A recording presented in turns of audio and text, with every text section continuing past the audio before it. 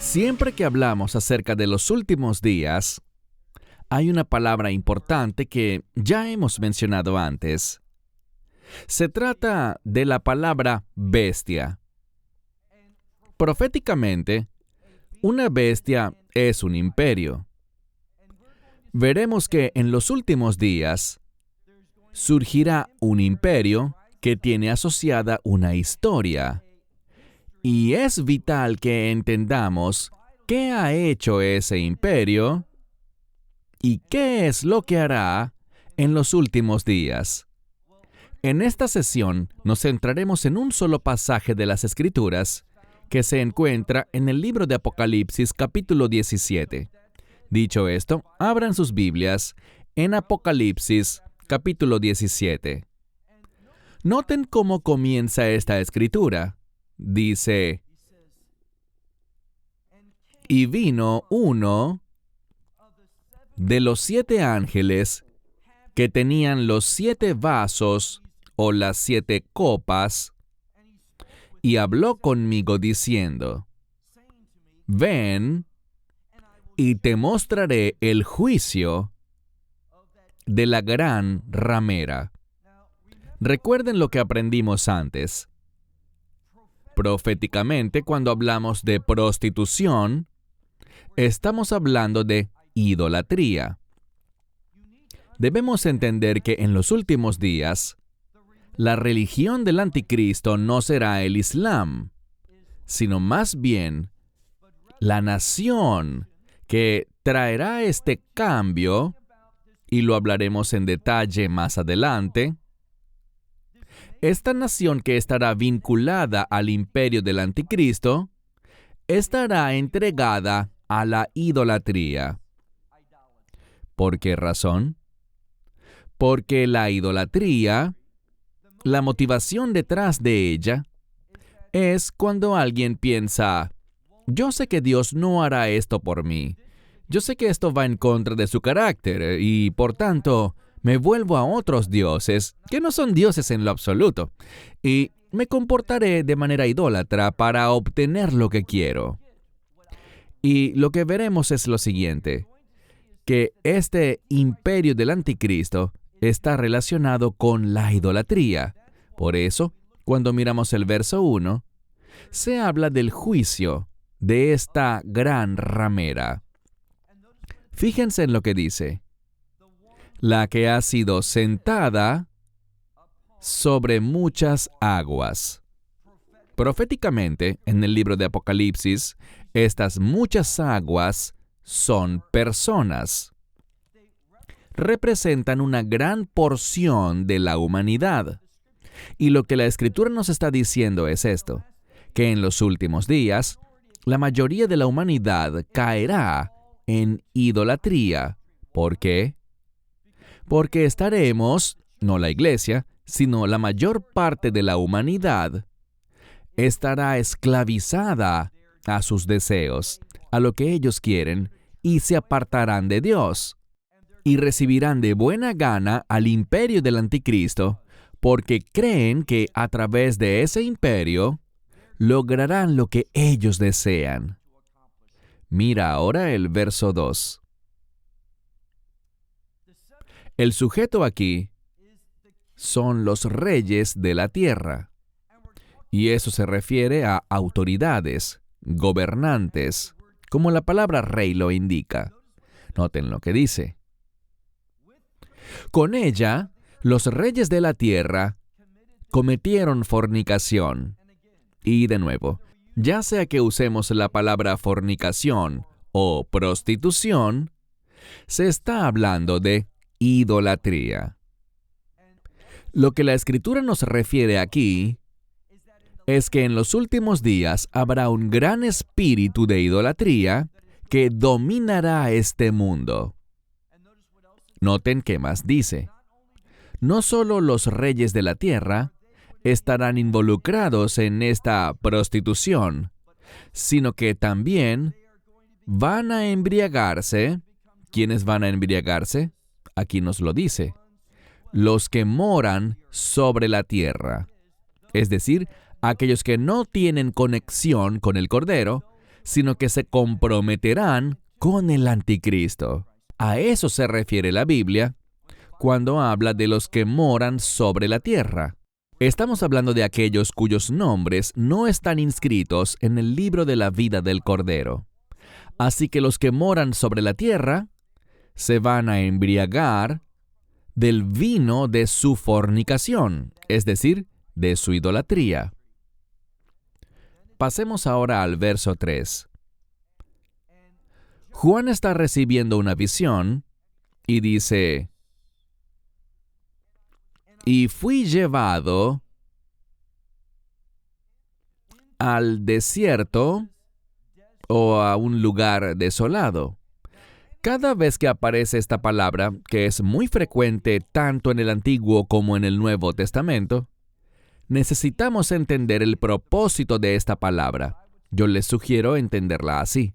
Cada vez que te encuentres con esta palabra que normalmente es traducida como desierto, en hebreo es la palabra midbar, cada vez que nos encontramos con esta palabra, algo está siendo enfatizado. ¿Qué será? La dependencia o la confianza en Dios.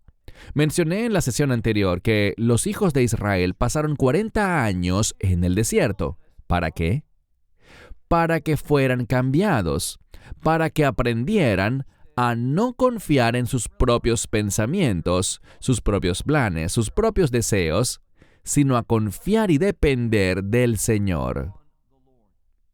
Vemos aquí que Juan fue llevado al desierto por el Espíritu.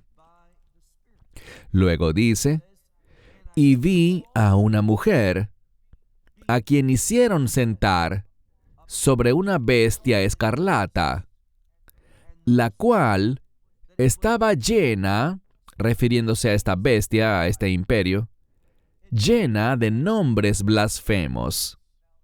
Cada vez que hablamos de ese imperio del anticristo, también conocido como Babilonia en el libro de Apocalipsis, de lo que se está hablando es de un imperio que es completamente blasfemo. Y eso se debe al anticristo, quien está conectado con Satanás. ¿Qué quiere hacer Satanás? Si lees alguna vez Isaías capítulo 14, allí dice que él quiere poner su trono sobre el trono de Dios. Él quiere ser adorado. Además, el anticristo cometerá esa abominación desoladora en la que él toma el asiento donde estaba la presencia de Dios en el lugar santísimo. El anticristo estará allí y creará esa abominación desoladora, exaltándose por encima de todo lo que se llama Dios o que es adorado. Vemos aquí que esta mujer, hablando de prostitución, a esta mujer la hicieron sentar sobre la bestia escarlata, llena de nombres blasfemos, teniendo, noten lo que dice, 7 cabezas y 10 cuernos. Esas 7 cabezas de la bestia, como veremos, están relacionadas con 7 gobiernos. Se los mostraré más adelante, pero sigamos leyendo. Dice en el verso 4, y la mujer estaba vestida, literalmente la hicieron vestir, ¿de qué? Dice aquí, de púrpura. Esa es la palabra hebrea argamán, que se usa en el tabernáculo primero, y luego en el templo, en sus muebles, en sus utensilios.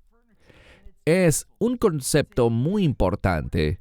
Es un color que representa la realeza. Vemos aquí que este imperio dará una falsa impresión. Se presentará a sí mismo como realeza, pero no lo es. No es de Dios. Es idólatra por naturaleza. Sigamos leyendo. Habiendo sido vestida de púrpura y escarlata, y adornada con oro y piedras preciosas y perlas, teniendo una copa de oro en su mano. La razón por la que dice su mano es porque en este lenguaje estamos hablando de una bestia que es un sustantivo femenino en esta escritura. Así que su mano, pero está hablando del imperio del anticristo. Y noten cómo se está presentando. Es una falsa impresión, una falsificación de algo que finge ser santo, pero en realidad es blasfemo. Esto es lo que la palabra de Dios nos está enseñando. Continuemos. Aquí vemos algo más. Dice llena, y después tenemos una palabra muy importante. ¿Llena de qué? Llena de abominaciones y también de lo inmundo relacionado con su fornicación.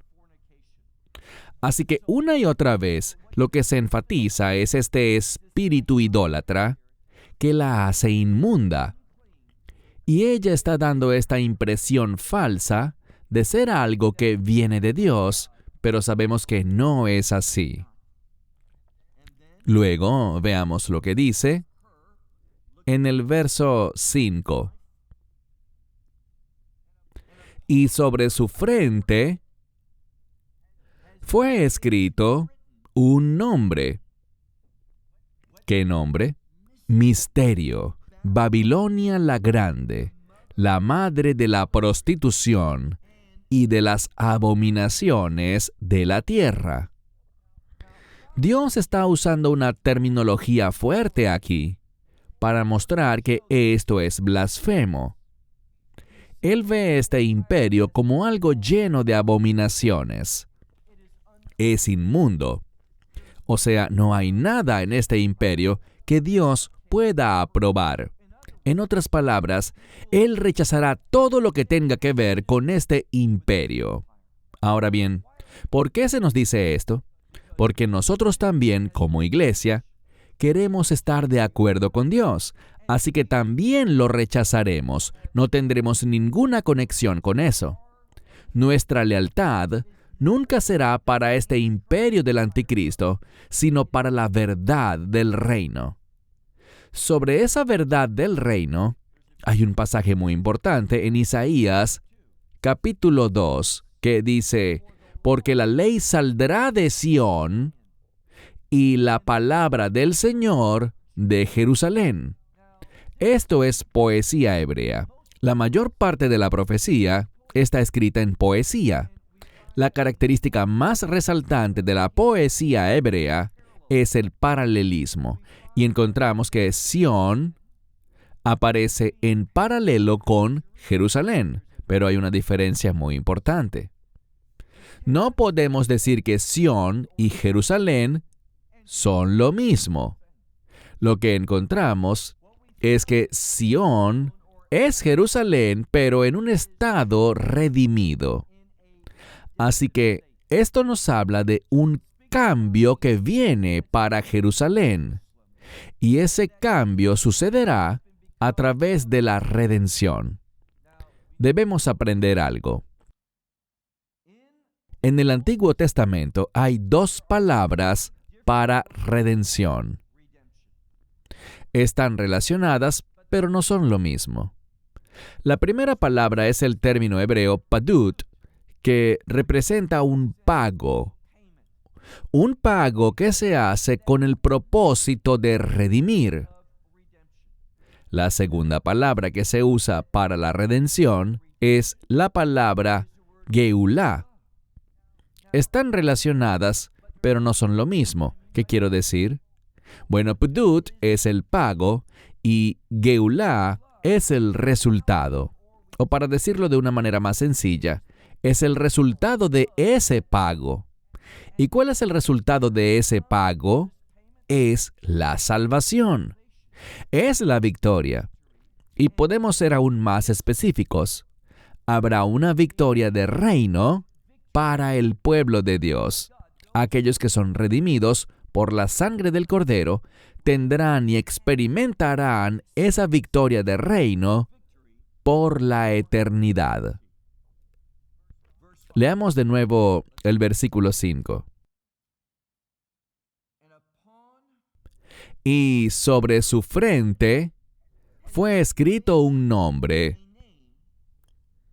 Misterio, Babilonia la Grande, la madre de la prostitución y de las abominaciones de la tierra. Verso 6. Y miré a la mujer, y dice aquí que ella se embriagó. Noten lo que dice.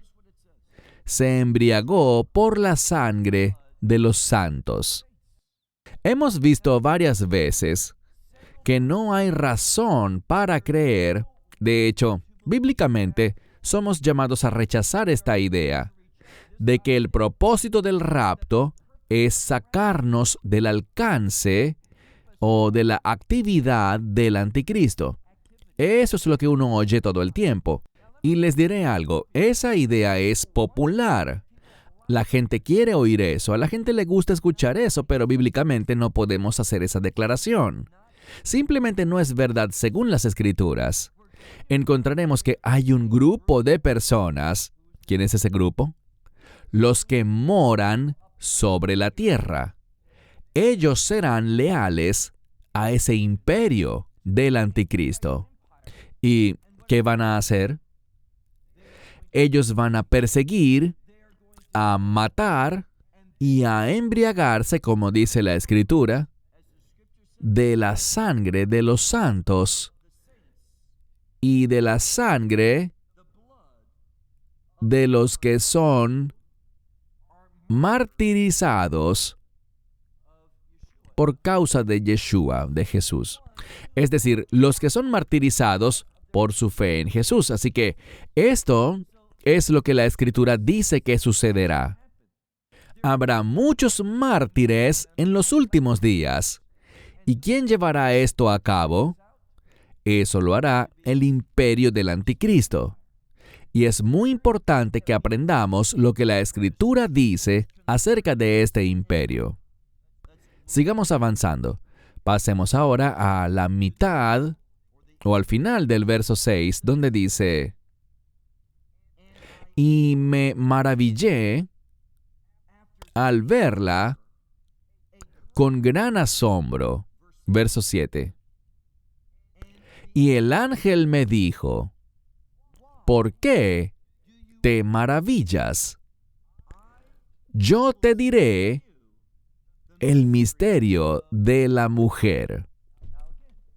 Como dije antes, esta mujer está ligada a la prostitución, que está relacionada proféticamente con la idolatría. Y encontramos que esta mujer está conectada, sigamos leyendo, a la bestia y a eso que la lleva a ella. Así que aprendemos algo. Esta bestia es llevada por ella. ¿Y quién es ella? Esa gran ramera. Y lo que eso quiere decir, en su significado más simple, es que cuando miramos este imperio, esta bestia, estará caracterizada por la idolatría. Esto es lo que el mundo quiere. Queremos hacer lo que nos parece correcto a nosotros. Eso lo vemos, por ejemplo, en el libro de Jueces. De hecho, el problema que suele tener Israel es que Israel, estando en su maldad, hacía lo que le parecía correcto ante sus ojos. ¿Saben cómo Dios ve eso? Allí no dice que Israel quería ser desobediente o que quería ser rebelde. No es lo que dice. Dice que Israel hacía lo que le parecía correcto ante sus ojos. Pero si se fijan, Dios vio eso como maldad. Este es el mensaje. Necesitamos aprender dos palabras en hebreo. Una es la palabra hebrea tov, que significa bueno. Cada vez que la encontramos, ya sea en hebreo o en griego, la palabra bueno, bíblicamente hablando, ¿qué significa? La voluntad de Dios. La segunda palabra es el término hebreo ra, que significa malo. ¿Y qué es lo malo? nuestra voluntad. Cuando tomamos lo que pensamos como una buena decisión, habiéndonos basado en nuestra propia perspectiva, sin depender ni confiar de la revelación de Dios, y seré más específico, sin depender de las Escrituras, al hacer esto, estaremos eligiendo lo malo. ¿Y cómo entendemos el concepto de malo? Es cualquier cosa que esté en contra de la voluntad de Dios. Eso es lo malo. Esa es la maldad. Es lo que está en contra de la voluntad de Dios. Así que, por mis propios medios, guiándome por mis mejores intenciones, por mi inteligencia, por mi perspectiva, siempre elegiré, oigan esto, siempre elegiré lo malo. ¿Por qué? Lee cuando tengas tiempo Génesis capítulo 6, verso 5. Allí dice que las inclinaciones de mi mente son siempre malas. Cuando actuamos por nuestra propia cuenta, cuando intentamos tomar una buena decisión, pero nos basamos en nuestro propio entendimiento, apoyándonos en nuestro propio conocimiento, siempre elegiremos lo malo. Así que dependemos de la Escritura, de la revelación de la palabra de Dios, para que Él nos ayude a discernir la mente de Dios. Somos llamados a tomar decisiones con discernimiento, y la única manera de hacer eso es a través de la palabra de Dios. Sigamos leyendo en el verso 7. Juan está recibiendo unas visiones y está recibiendo ayuda de los ángeles. Verso 7. Y el ángel me dijo, ¿por qué te maravillas? Yo te diré el misterio de la mujer y de la bestia que la lleva o que la carga. Escuchen esto con atención. La que tiene 7 cabezas y 10 cuernos.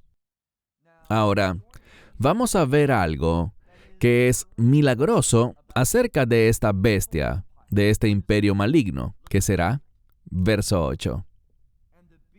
Y la bestia que viste era y no es. Esto nos enseña algo que es fundamental. Si ignoramos esto, o no lo entendemos correctamente, nos perderemos lo que Dios quiere que aprendamos acerca de este imperio. Recuerden que una de las cosas que nos enseñaron Pedro, Pablo y Cristo fue a estar velando, a velar por este enemigo. ¿Qué dice aquí? Dice que la bestia que viste era y no es, pero está a punto de subir del abismo. Pero hay buenas noticias. En el futuro, habrá un imperio maligno que será liderado por el anticristo. Tú dirás, ¿y cómo sabes eso? Bueno, si lees Apocalipsis capítulo 13, allí está la primera bestia que surge del mar, es decir, de un tiempo de gran inestabilidad. Luego está la segunda bestia que parece un cordero, pero tiene cuernos de dragón. Ese es el anticristo. Él surgirá de la tierra, es decir, habrá inestabilidad y esa inestabilidad traerá un cambio de gobierno y se establecerá el imperio del anticristo. Y cuando se establezca el imperio del anticristo, entonces, con estabilidad, el anticristo se manifestará. ¿Y qué hará? Él hará señales y prodigios, incluso hasta el punto de hacer descender fuego del cielo. Y esto lo usará para engañar a la humanidad, para que la humanidad entre en un estado de desesperanza. Porque si Él puede hacer descender fuego que consume, ¿qué podemos hacer nosotros contra Él? Así que el imperio del anticristo infundirá desesperanza en el mundo, para que no te resistas, para que no puedas oponerte a Él. Pero nosotros no tendremos esa perspectiva. ¿Por qué? Porque veremos las cosas de forma muy diferente. ¿Por qué? Porque sabemos algo. Con Dios, todas las cosas son posibles. No confiamos en nuestras propias habilidades, en nuestro propio poder, ni en nuestras propias acciones, sino que confiamos en un Dios que es capaz de hacer todas las cosas. Les mencioné antes que cuando miramos el nombre de Dios, esas 4 letras hebreas, Yud-Hei, Vav-Hei, la palabra Jehová, nos habla de Dios como ese Dios que trasciende todas las cosas. Lo diré de nuevo. Ese nombre de Dios nos habla de un Dios que trasciende todas las cosas. ¿Qué significa eso? Que Él no tiene limitaciones. Una de las maneras en que el judaísmo se refiere a Dios es con la expresión Ein Sof, que significa sin fin o sin limitaciones. Por eso creemos y leemos en el Nuevo Testamento que con Dios todas las cosas son posibles. Les daré un pasaje de las Escrituras. Pueden anotarlo para después. Éxodo 6, verso 2. Allí vemos algo. Vemos que los patriarcas eran hombres de Dios. Estaban persiguiendo las promesas de Dios y perseguían esas promesas con fe. Esa es la única manera en que podemos encontrar o experimentar sus promesas, por medio de la fe. Así que tenían fe, pero se nos dice algo. Leemos que Él dice mi nombre, es decir, Jehová, mi nombre, no se lo revelé a ellos, sino que les dio otro nombre. ¿Cuál era ese otro nombre? El Shaddai. ¿Qué significa eso? Casi siempre se traduce como el Dios Todopoderoso. Pero eso no es lo que significa. El Shaddai significa el Dios que es suficiente. Si miramos las Escrituras, en Éxodo capítulo 6, verso 2 se nos revela algo. Los patriarcas no conocieron a Dios por su nombre, Jehová, el Dios que trasciende todas las cosas, el Dios que no tiene limitaciones. Descubrimos que ellos lo conocieron por el nombre de El Shaddai, el Dios que es suficiente. Pero la única manera de conocer a Dios es por tus circunstancias, por tus necesidades, que Él satisface. Pero a través de la redención, conocemos a Dios como un Dios que no tiene limitaciones. Sigamos leyendo la Escritura en el verso 8, donde dice: la bestia que viste, que era y no es, está a punto de subir del abismo. El abismo es otro término que se usa en el libro de Apocalipsis para referirse al infierno. Nos enseña que esta bestia, este imperio maligno, está relacionado con el infierno, no con el cielo. Y luego dice, y va a ir a la destrucción. ¿No les parece una buena noticia? Ese imperio que será gobernado por el anticristo no es permanente, no es eterno. Está destinado a la destrucción, y esa destrucción es una destrucción eterna. Recuerda lo que dice la Escritura.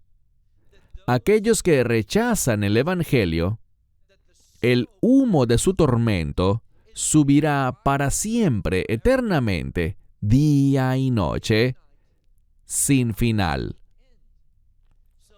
Eso deja muy claro que el castigo de Dios es para siempre. No cesa, no tiene fin. Sigamos leyendo. Dice,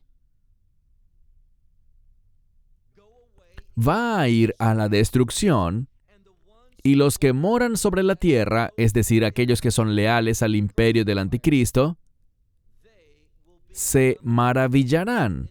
¿Y quiénes forman este grupo de los que moran sobre la tierra? Aquí se nos dice, son esos que sus nombres no han sido inscritos en el libro de la vida. Esto es interesante. Cuando miramos la frase ser inscritos, vemos algo. Eso tiene un aspecto eterno, porque se usa el tiempo perfecto. Así que sus nombres no han sido inscritos en el libro de la vida en el pasado, siguen sin ser inscritos hoy y para siempre seguirán sin ser inscritos en el libro de la vida. Una de las cosas que me confunde es que cuando Dios dice algo y le habla a la iglesia y le hace una promesa a todo creyente, la Escritura dice que Él no borrará nuestro nombre del libro de la vida. ¿No es eso lo que dice? Y no sé por qué tanta gente piensa al oír eso, que existe la posibilidad de que Él lo borrará. Él no hará eso. Él le hace una promesa a todo creyente. No borraré tu nombre del libro de la vida. Pero este grupo de personas, los que moran sobre la tierra, se nos dice enfáticamente que sus nombres no han estado, no están y no estarán en el libro de la vida desde la fundación del mundo. ¿Y qué harán ellos? Verán a la bestia que era y no es, pero está a punto de ser. La Escritura nos está diciendo lo siguiente. Viene un imperio, y este imperio existió en el pasado. Luego dejó de existir, y va a volver. Y esto hará que el mundo, es decir, los que pertenecen a este mundo, se maravillen cuando este imperio vuelva. Pero aquí está la pregunta que debemos hacernos. ¿Quién es este imperio del anticristo? Bueno, la palabra de Dios nos lo revelará. Pero primero noten lo que dice en el verso 9. Allí hay una palabra que es muy importante. Es una palabra que nos dice que se le está hablando a la iglesia. Veamos lo que dice el verso 9. Aquí está la mente que tiene sabiduría. Las 7 cabezas son 7 montes. ¿Qué es un monte, proféticamente hablando? De nuevo, si no conoces de profecía, el libro de Apocalipsis se vuelve muy complicado. Pero al estudiar la profecía, vemos algo. Proféticamente, un monte representa una sede de gobierno. ¿Cómo sabemos eso? Se nos dice en Isaías, capítulo 2, que el monte del Señor será establecido y se convertirá en cabeza o en líder de todos los montes. ¿Qué significa eso? Significa que Dios tiene un plan. ¿Cuál es ese plan? Él trasladará la sede de su administración. Ya hemos hablado de esto antes. ¿Dónde está el trono de Dios ahora? En el cielo. Pero no va a quedarse allí. Cuando estudiamos el libro de Apocalipsis, aprendemos acerca de los eventos que traerán un cambio. ¿Qué cambio? Él tomará ese trono, que actualmente está en el cielo, y lo establecerá, ¿dónde? En Jerusalén. ¿Cómo lo hará? Por medio de la redención. No estamos hablando del pago por la redención, sino que estamos hablando del resultado de ese pago. ¿Y a qué se refiere eso? Al establecimiento del reino de Dios. Así que vendrán tiempos difíciles para la iglesia, pero todo estará bien porque Él nos ha prometido que recibiremos la victoria eterna. Sigamos leyendo en el verso 9. Aquí está la mente que tiene sabiduría. Las 7 cabezas son 7 montes sobre los cuales han hecho sentar a la mujer. Y son 7 reyes o 7 reinos. ¿Y por qué digo eso? Porque no existe rey sin reino. Fíjense en algo. ¿Qué se repite aquí? El número 7. Vemos 7 cabezas. Estas 7 cabezas son 7 montes que representan 7 gobiernos distintos. Pero Juan nos dará más información. Mira ahora el verso 10. Y son 7 reyes, y se nos dice que 5 han caído. La palabra de Dios es muy específica. Cuando leemos el libro de Daniel, se nos habla acerca de estos 7 reinos. ¿Cuáles son? Bueno, Daniel los está mirando, y los mira hacia un tiempo en el futuro. Pero cuando Juan los mira, él ve que 4 de ellos, y llegaremos al 5.º en un momento, Juan los ve en un orden diferente que Daniel. ¿Por qué? Porque Juan no está mirando hacia un punto posterior en la historia, sino que está mirando hacia atrás, en el pasado. Por lo tanto, desde la perspectiva de Juan, el orden es dado de manera diferente. Cuando leemos aquí sobre estos 5 que han caído, sabemos cuáles son. Los eruditos no discrepan en esto. Tenemos Egipto primero, luego Asiria, después Babilonia, luego los medos y persas, que son el 4, y el 5.º de esos que han caído, obviamente, es Grecia. Así que tengamos esto bien claro. 5 imperios han caído. Sabemos cuáles son: Egipto, Asiria, Babilonia, los medo-persas, y el 5.º reino es el imperio griego. Ahora bien, es necesario afirmar algo, y es lo siguiente. Todos esos imperios tenían algo en común. Todos ellos perseguían al pueblo judío. Sabemos que en Egipto, el pueblo judío, los hebreos, sufrieron. Sabemos que Asiria vino, y el exilio asirio, por cierto, todavía sigue. No ha sido resuelto. Y ese exilio asirio no será resuelto, según leemos en Ezequiel, hasta los últimos días, cuando Dios traerá unidad entre estas 2 tribus. ¿Cuáles tribus? Entre la tribu del sur, que es llamada Judá, y las tribus del norte, que son llamadas Efraín o José.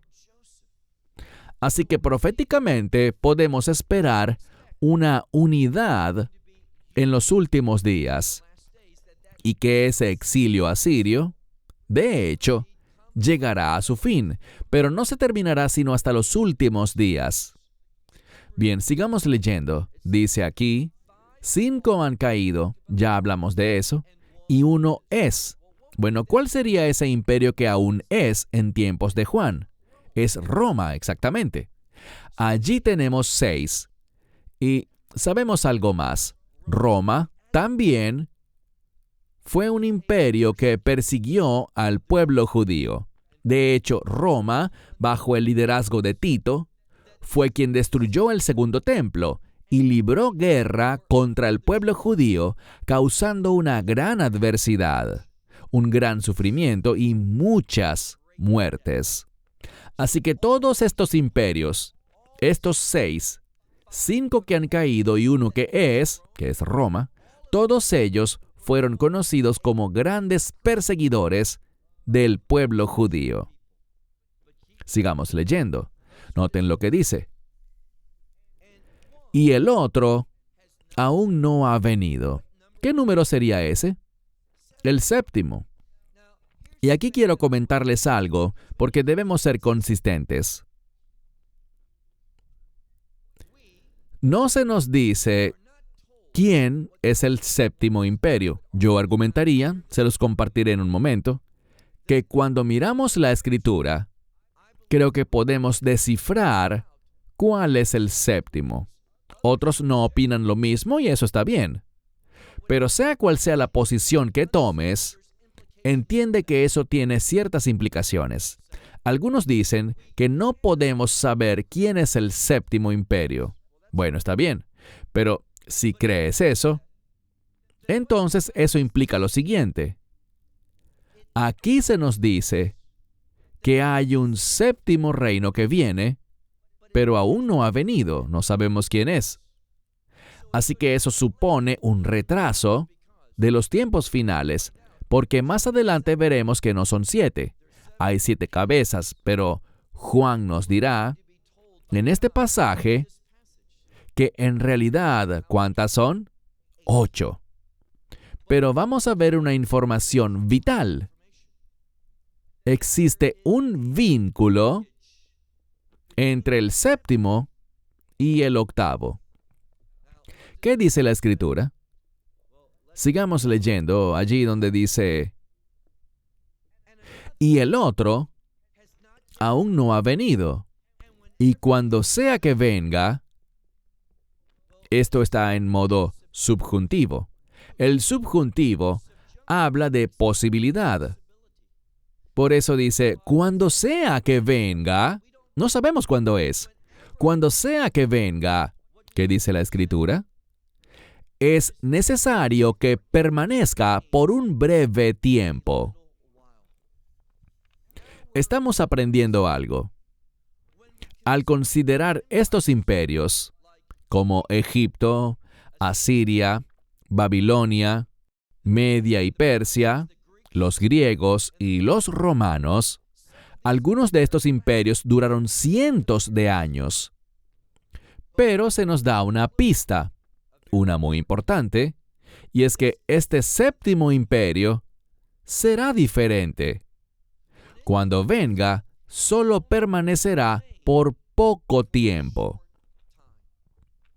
Recuerden toda esta información. ¿Qué tenían estos imperios en común? Ellos eran perseguidores del pueblo judío. Ahora, si averiguas a lo largo de la historia, ¿cuál es el imperio que ha perseguido al pueblo judío más que cualquier otro? ¿Saben qué imperio es?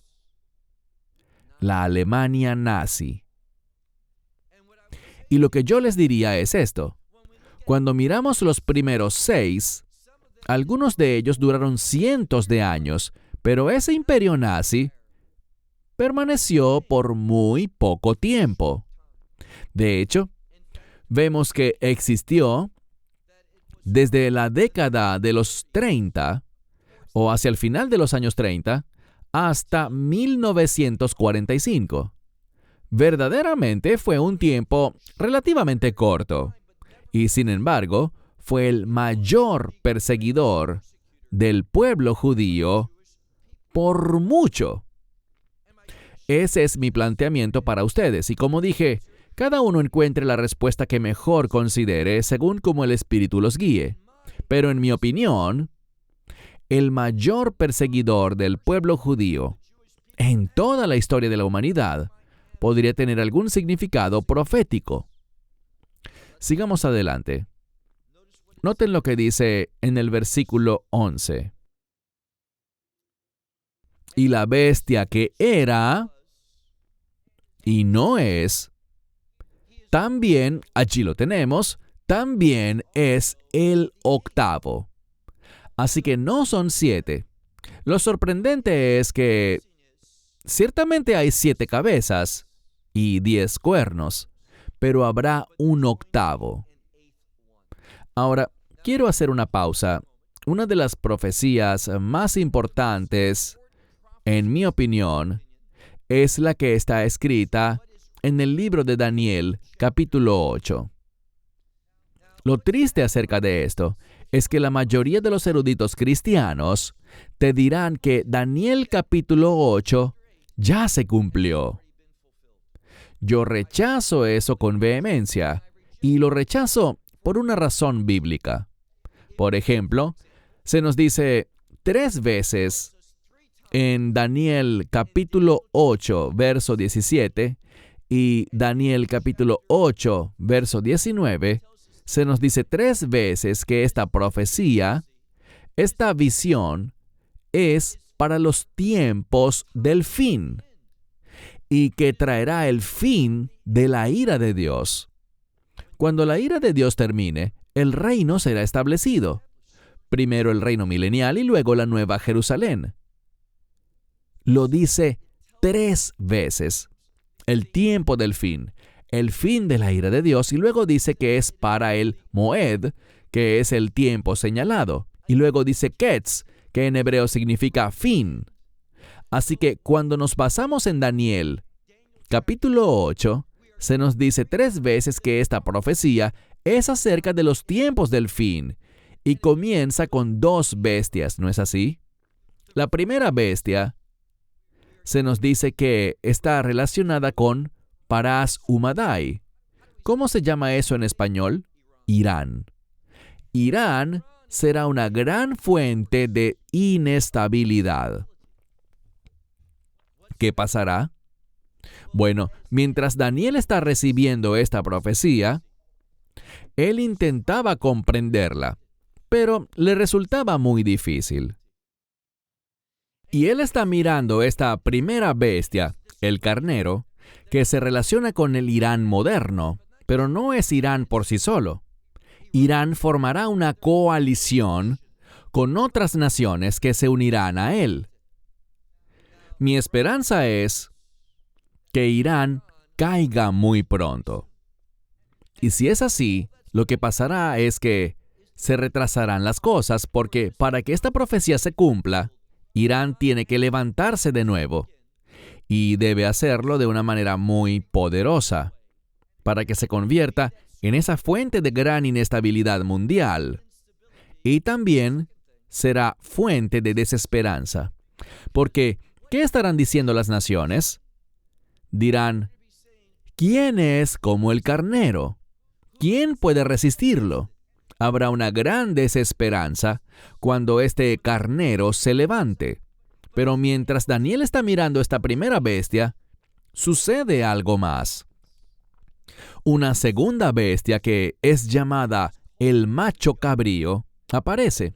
Y sin lugar a dudas, si lees Daniel 8 con atención, esa segunda bestia, el macho cabrío, es el imperio del anticristo, el cual hará la guerra no solo contra las naciones, no solo contra Israel, sino que su objetivo, y los invito a leer Daniel 8, su objetivo es el cielo, pues hará guerra contra Dios. Pero ya sabemos qué pasará, porque eventualmente, al acercarnos al final de Daniel capítulo 8, encontramos que este macho cabrío será derrotado. Y resulta asombroso el modo como será derrotado.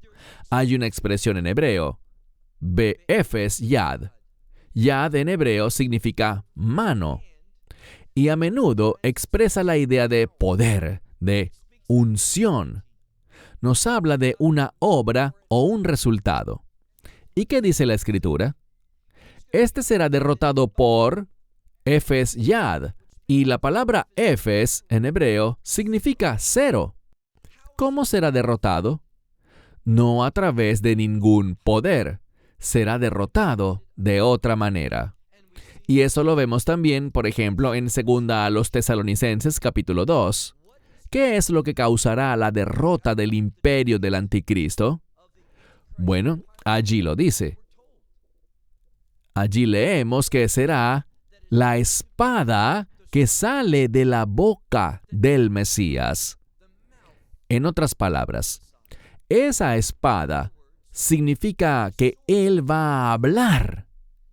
Y esto nos dice algo acerca del Mesías y respalda lo que aprendimos antes hoy, que el Mesías es el Hijo Divino de Dios. ¿Por qué lo digo? Bueno, cuando miramos la creación, Dios creó los cielos y la tierra de una manera particular. Encontramos la expresión en hebreo tohu vevohu, que significa caos, significa que carece de orden. Ahora, en la Biblia en español, decimos que Dios creó los cielos y la tierra estaba desordenada y vacía. ¿Por qué? Porque eso nos enseña algo. Dios tuvo que hacerle una reparación a su creación. No porque hubiera fallado, todo era parte de su revelación. ¿Y cómo hizo esta reparación? ¿Qué la produjo? Bueno, vemos dos elementos. Recuerden lo que dice la Escritura. El Espíritu de Dios iba y venía sobre la superficie de las aguas. Así que el Espíritu de Dios estaba allí. ¿Y qué hizo Dios? Él habló. ¿Y qué fue lo que dijo? En hebreo, Vayehior, que sea la luz. ¿Y adivinen qué? Hubo luz. ¿Qué nos enseña eso? Que es a través del Espíritu y la palabra de Dios que su orden es establecido, su voluntad que es buena. No es a través de nuestra palabra ni de nuestros pensamientos, sino por la palabra de Dios y por su Espíritu. Y, por tanto, cuando el Mesías se disponga a destruir al anticristo, con la espada de su boca, ¿qué nos está diciendo eso? Que él lo que hará es hablar. Y su palabra tiene autoridad. Y a través de esa palabra, el enemigo será destruido para siempre. Bien, concluyamos este pasaje. Veamos el verso 11. Y la bestia que era y no es, él es el octavo, pero procede de los 7. Es decir, que tiene esa misma característica que tienen los otros 7. Todos ellos eran, ¿qué? Perseguidores de Israel. Pero en cuanto a este séptimo imperio, se nos dice algo muy particular, y es que solo permanece por un breve tiempo. Desde mi punto de vista, creo que el séptimo es la Alemania nazi, y por eso hoy, de una manera sin precedentes, vemos cómo el antisemitismo está en aumento. Y es un fenómeno que se presenta en muchos países. ¿Por qué? Porque el espíritu del anticristo está viniendo al mundo. El anticristo aún no ha sido revelado. ¿Qué traerá la revelación del anticristo? Bueno, no hace falta adivinar, ni especular. La palabra de Dios lo dice. Cuando leemos segunda a los Tesalonicenses, capítulo 2, allí se dice que antes de aquel día, ¿de qué día? El día de Cristo. Pero este es el problema, y lo comentábamos antes de la sesión. Hay dos textos griegos del Nuevo Testamento, el Nestle-Aland y el Textus Receptus. Y si miras el de Nestle-Aland, dice el día del Señor. Pero el contexto no es el día del Señor, que es cuando Dios derramará su ira. Más bien, si miramos el Textus Receptus, allí dice el día de Cristo. ¿Qué es el día de Cristo? Ese es otro término para el arrebatamiento. Y se nos dice que antes de aquel día, es decir, antes de que suceda el rapto, pasará algo en la iglesia. Creo que ya está pasando hoy. No por completo, no ha terminado, pero vemos el comienzo de ello. ¿Y qué será? La apostasía. Cada vez vemos más iglesias haciendo concesiones, aceptando cosas del mundo. Y les daré un ejemplo. Estuvimos en Suecia hace unos años y mientras estuvimos allí, pudimos usar otra iglesia. Estuvimos agradecidos por eso, pero cuando entramos en esa iglesia, imaginen que tenían la bandera del arco iris, que es un símbolo de homosexualidad, y la tenían sobre el piano dentro del santuario de la iglesia. Esa es una iglesia que está llena de apostasía. Es una iglesia que ha cedido terreno ante el mundo.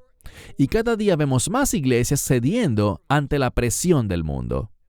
Y cuando eso pasa, es algo trágico, porque se supone que seamos fieles a la Escritura.